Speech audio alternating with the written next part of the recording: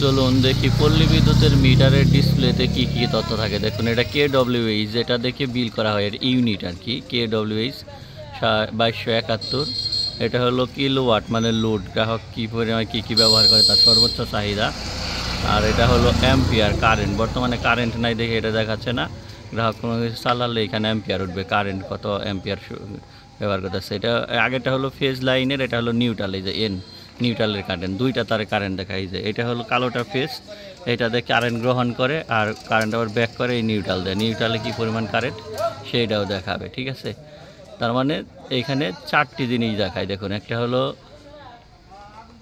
এইখানে কিলোওয়াট মানে লোড, এইখানে হলো মানে কিলোওয়াট ইস ইউনিট, এটা হলো লোড, এটা হলো অ্যাম্পিয়ার লাইনের, আর এটা নিউট্রালের।